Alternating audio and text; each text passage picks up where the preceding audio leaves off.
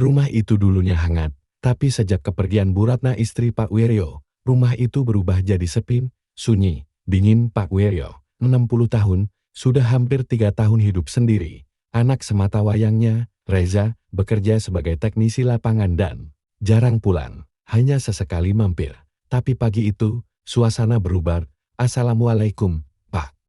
Suara Reza dari teras. Di belakangnya, seorang perempuan muda menenteng koper Dinda, 26 tahun, istri Reza. Reza memutuskan membawa Dinda tinggal sementara di rumah sang ayah, karena ia harus ditempatkan di luar kota selama beberapa bulan ke depan, daripada tinggal sendiri di kontrakan sempit. Lebih baik Dinda tinggal di rumah keluarga. Pak Wiryo menyambut mereka dengan senyum lebar. "Wah, rumah ini akhirnya hidup lagi. Biar Dinda yang nemenin bapak di rumah ya," kata Reza sambil menepuk bahu istrinya. Dinda tersenyum. Ia perempuan sederhana, sopan, dan keibuan. Kehadirannya membuat ruang tamu kembali hangat. Beberapa hari pertama, semuanya berjalan baik. Dinda memasak, merapikan taman kecil di halaman, dan sesekali mengobrol dengan Pak Wiryo sambil menyajikan teh sore. Pak Wiryo diam-diam menikmati semua itu. Sudah lama sekali ia tidak mendengar suara piring beradu, wangi masakan dari dapur, atau langkah kaki wanita di rumah itu. Tapi dalam hati, muncul satu perasaan asing, bukan syukur, bukan sekadar bahagia, melainkan sesuatu yang seharusnya tidak tumbuh. Sudah 2 minggu Dinda tinggal di rumah itu. Setiap pagi, ia menyiapkan sarapan. Setiap sore, ia menyapu halaman. Setiap malam, duduk sendirian di ruang tengah menunggu kabar dari Reza yang makin jarang pulang. Dan setiap kegiatan itu selalu ada mata yang mengamati. Pak Wiryo tak pernah absen mengomentari masakan Dinda. "Masakanmu enak banget, Dinda, kayak almarhumah. Bahkan lebih harum." Dinda hanya tersenyum sopal.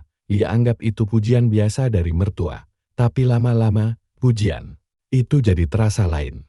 Pakaian daster longgar yang ia kenakan saat menyapu depan rumah, tiba-tiba dikomentarin, "Cocok kamu pakai warna itu, bikin sejuk dilihatnya."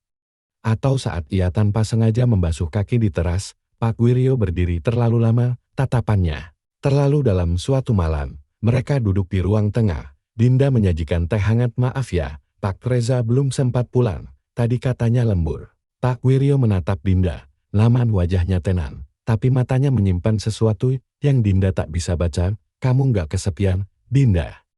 Dinda terdiam, lalu menjawab, "Ya, kadang, tapi saya percaya Reza kerja untuk masa depan kita, Pak." Wiryo tersenyum kecil. "Kamu sabar, cantik, lembut, seringkali yang punya nggak sadar apa yang dia punya." Dinda meneguk teh, tangannya sedikit gemetar. Ada sesuatu dalam cara Pak Wiryo bicara yang membuatnya tak nyaman, tapi ia masih menahan, masih menepis. Mungkin cuma pikiranku yang aneh." Sayangnya, perasaan seorang perempuan jarang salah. Malam itu hujan turun pelai, lampu-lampu rumah menyala redup. Dinda baru saja selesai mencuci piring dan berniat masuk kamar. Tapi Pak Wiryo duduk sendiri di ruang tamu, menatap kosong keluar jendela. Dinda merasa tak enak hati dan membawakan segelas teh hangat. "Bapak belum tidur? Hujan begini, jadi ingat ibumu, Reza." Dinda duduk di kursi seberang, menjaga jarak. Mereka diam beberapa saat, hanya suara hujan dan detik jam dinding. Lalu Pak Wiryo bicara pelan. "Kamu tahu nggak, Dinda, kadang yang paling menyiksa itu bukan kehilangan, tapi sepi." Dinda mengangguk pelan. "Saya ngerti, Pak." Pak Wiryo menatap langsung ke matanya. "Lama, kamu mirip almarhumah, tapi kamu punya sesuatu yang lebih. Kadang aku lupa kamu istri anakku." Dinda kaget, hening. Ia terdiam. "Pak, maksudnya?" Pak Wiryo tersenyum. "Maaf, mungkin aku terlalu jujur, tapi kamu perempuan yang terlalu indah untuk hanya dicintai oleh satu orang." Dinda langsung berdiri. "Pak, saya capek. Saya mau ke kamar." Pak Wiryo menahan lengannya, genggamannya erat. "Sebentar aja, dengerin dulu. Aku nggak minta macam-macam. Cuma mau dekat sama kamu. Aku janji nggak akan sakiti kamu." Dinda panik. Ia tarik tangannya, lalu masuk kamar dan mengunci pintu. Di balik pintu, jantungnya berdegup keras. Nafasnya tak teratur. Matanya mulai berkaca-kaca. "Ya Tuhan, apa yang sebenarnya Bapak pikirkan?" Dan malam itu, untuk pertama kalinya, rumah yang selama ini ia anggap tempat aman berubah menjadi penjara yang tak bersuara.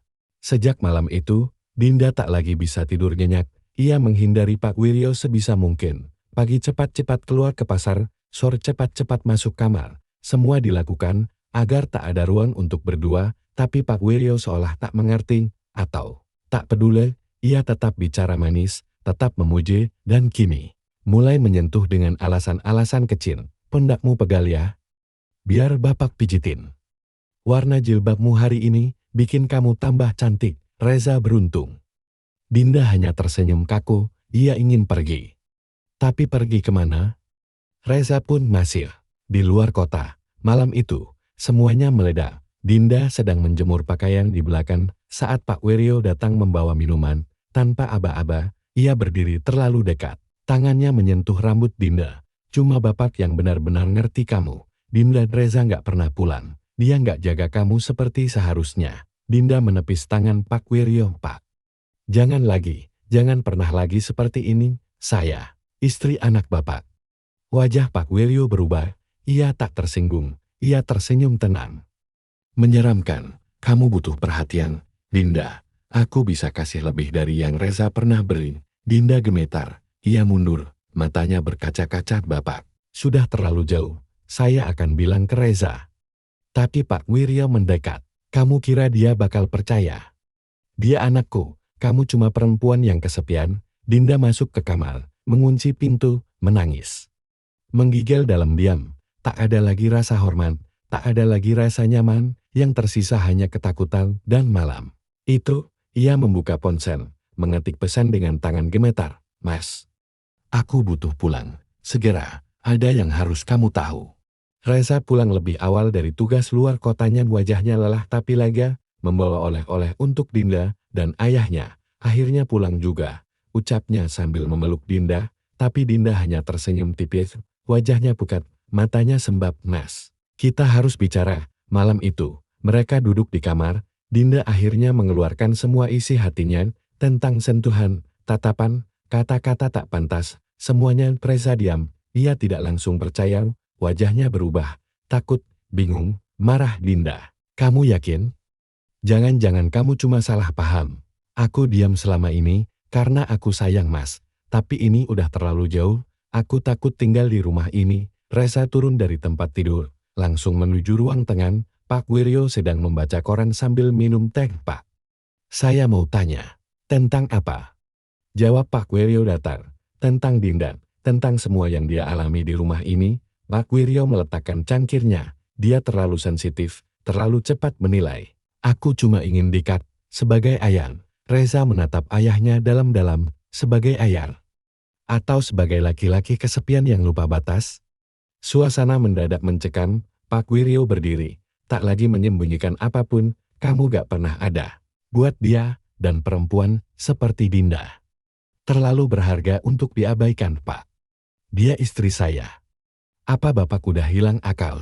Reza membanting meja kecil di samping sofa. Dinda berlari menghampiri, menahan Reza yang nyaris menghancurkan segalanya. Tangis pecah di antara amarah, kecewa, dan rasa hancur yang tak bisa dijelaskan. Saya nggak bisa tinggal di rumah ini lagi, kata Dinda pelan. Suaranya bergetar, dan malam itu, untuk pertama kalinya, Reza pergi meninggalkan rumah ayahnya bukan karena tugas, tapi karena luka. Sudah 2 bulan sejak malam itu, Reza dan Dinda pindah ke rumah kontrakan sederhana di pinggir kota. Tak ada lagi kenyamanan, tak ada lagi ruang tamu luas atau halaman hijau. Tapi setidaknya, tak ada lagi rasa takut. Dinda mulai pulih perlahan. Senyum kecilnya kembali muncul. Meski luka di hatinya belum sepenuhnya hilang, ia belajar bernapas lagi dalam ruang yang bebas dari tatapan menyesakan. Reza berubah. Ia lebih perhatian, lebih hangat, dan lebih banyak mendengarkan, mungkin karena rasa bersalah, mungkin karena ia tahu diamnya selama ini hampir menghancurkan istrinya. Sementara itu, Pak Wiryo tinggal sendiri. Rumah yang dulu hangat kini benar-benar sepi. Piring-piring tetap bersih. Tak ada lagi masakan di dapur. Tak ada langkah kaki Dinda. Tak ada suara panggilan. Pak dengan nada lembut. Hanya angin sore dan kursi kosong di teras yang menemaninya. Sesekali ia berdiri menatap foto keluarga. Gambarnya, Reza dan Dinda masih utuh di bingkai, tapi tidak di hati. Maaf, Kalimat yang tak pernah ia ucapkan, dan kini terlalu telat, Pak Wiryo memilih diam, karena tidak semua kesalahan bisa dimaafkan, dan tidak semua kehilangan bisa diperbaiki.